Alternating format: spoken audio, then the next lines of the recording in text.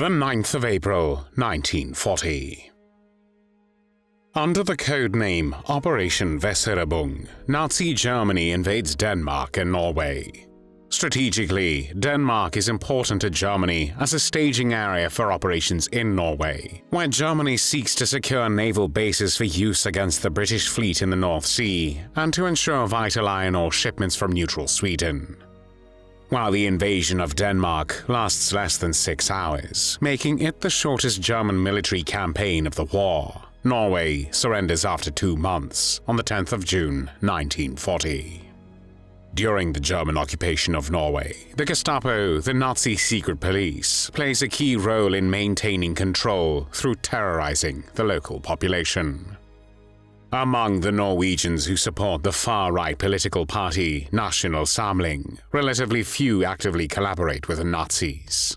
The most feared Nazi collaborator and a central figure in the implementation of the Holocaust in Norway is the commander of the State Police, Karl Marthinsen.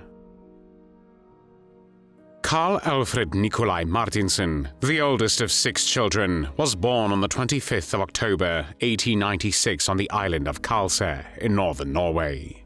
Marthinsen enlisted in the Norwegian army toward the end of the First World War, which lasted from the 28th of July 1914 to the 11th of November 1918. He then completed his training as a non-commissioned officer and was promoted to sergeant in 1919.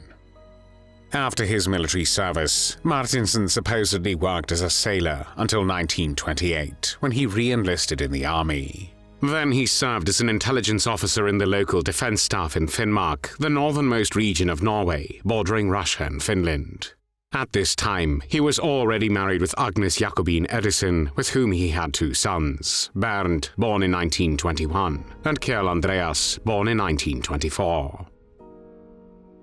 On the 30th of January 1933, Adolf Hitler was appointed Chancellor of Germany by President Paul von Hindenburg. As the Nazi regime swiftly consolidated power, its influence extended beyond Germany's borders, inspiring far-right movements across Europe.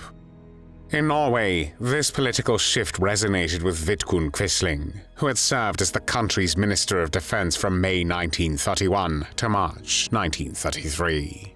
In May 1933, Quisling co-founded the Nasjonal Samling, meaning National Unity, a fascist political party, and Marthinsen became one of its first members.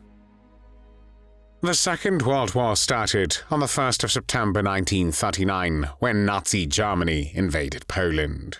Shortly after, on the 30th of November 1939, the Soviet Union launched an attack on Finland, beginning the Winter War.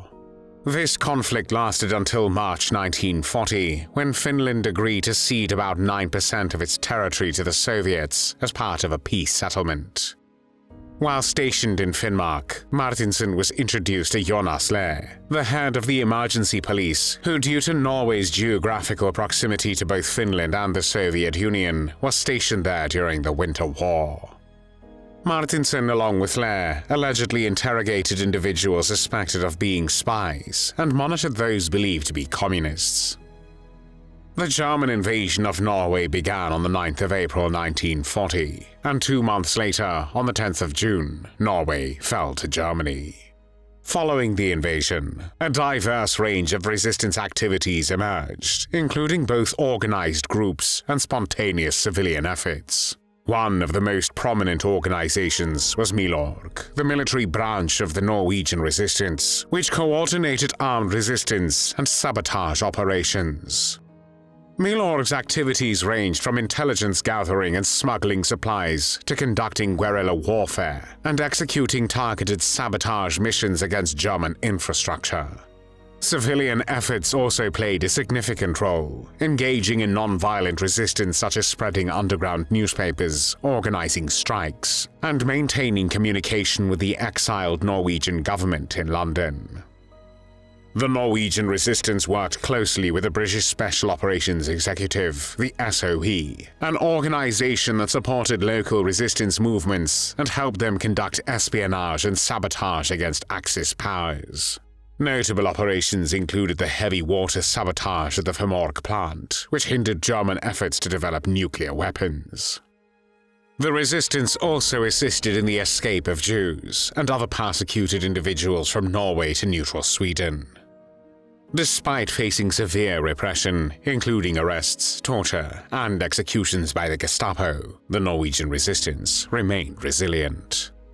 Their efforts significantly disrupted German operations, contributed to Allied intelligence, and bolstered national morale, ultimately playing a vital role in Norway's liberation. During the Nazi occupation of Norway, Marthinsen decided to collaborate with the Germans and joined the police. He was small and thin, with dark hair and dark eyes, but he was also extremely ambitious, energetic, and efficient. Marthinsen quickly rose through the ranks, eventually becoming the head of the entire Norwegian security police with the title of Police General.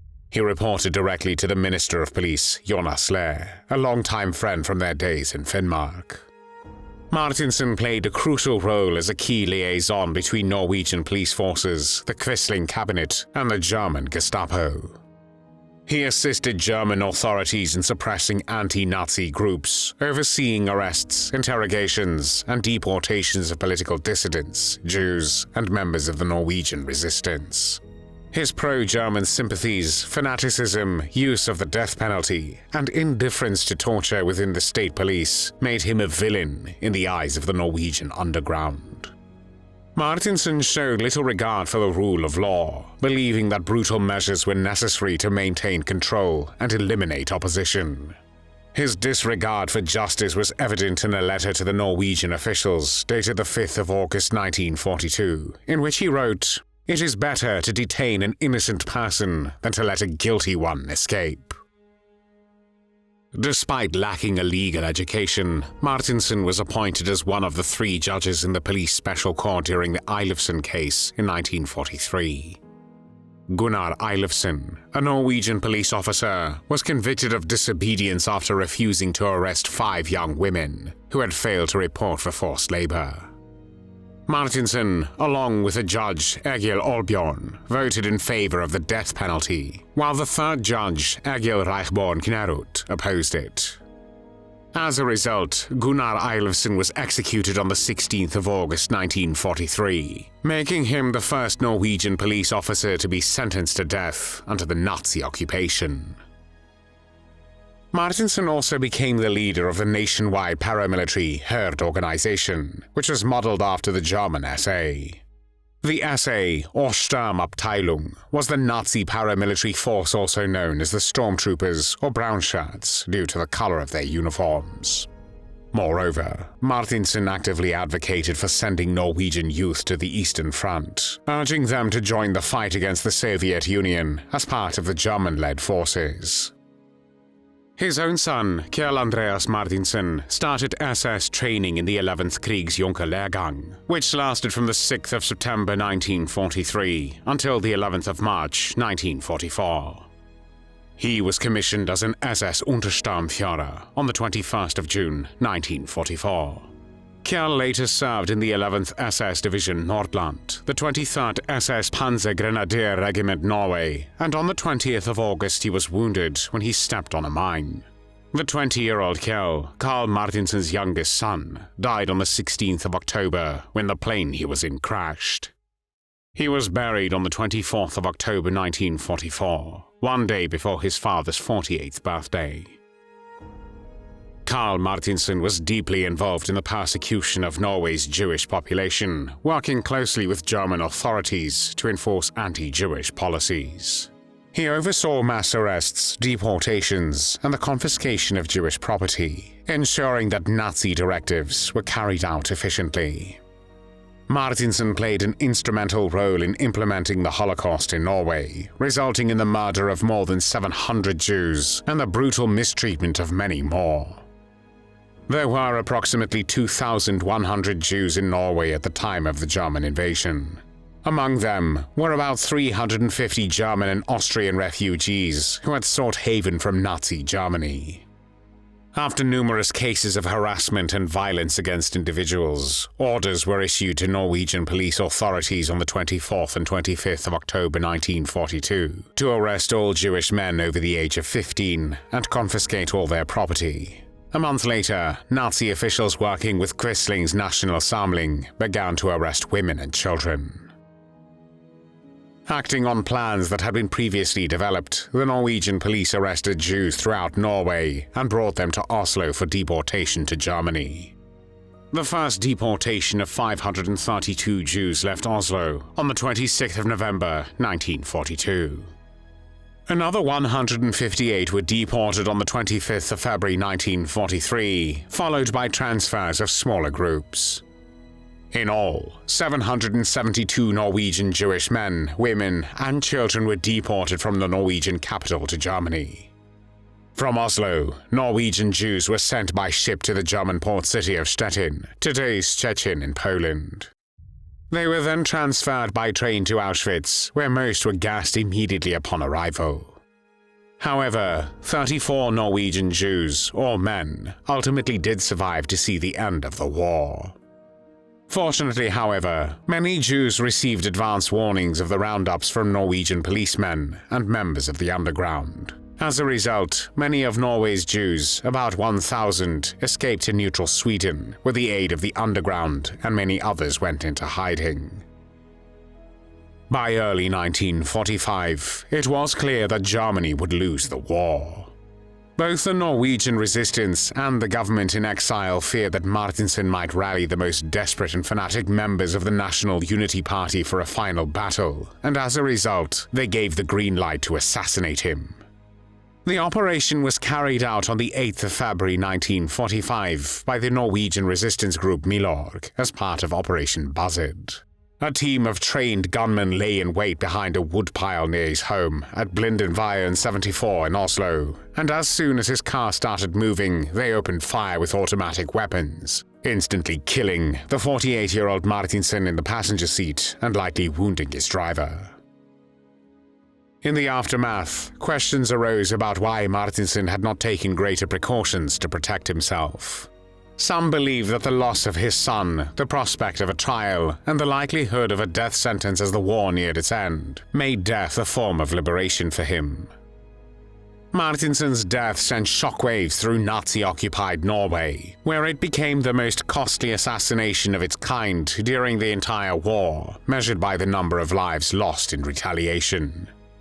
On the very day of the assassination, Reichskommissar Josef Terboven called an emergency meeting with both the Norwegian collaborationist government and the German administration in occupied Norway. He argued that the killing of Marthinsen threatened the credibility of the Nazi regime and demanded that 75 Norwegians be executed in retaliation. Norwegian leaders, including Vidkun Quisling, Police Minister Jonas Lie, and Minister of Justice Sverre Risnes, objected but were overruled. In the end, 32 victims, including 4 civilians who were randomly selected, were shot within 2 days. A drunk Justice Minister Sverre Risnes personally took part in the shootings on the 9th of February, later stating, "I feel I've avenged my good friend Marthinsen." Among those involved in the executions was Olaf Aspheim, a fanatical member of the State Police, who indiscriminately fired at the corpses of resistance fighters even after they were already dead. The extent and severity of the reprisals shocked both the Norwegian population and the government in exile, leading to a general moratorium on targeted assassinations of high-ranking Nazi officials. However, operations against informers were allowed to continue. Marthinsen was buried with full honors at Vestre Gravlund, the largest cemetery in Oslo, on the 14th of February 1945. Due to the high number of reprisals, the decision to assassinate him remained a topic of debate even years after the war. There were no tears shed for Karl Marthinsen.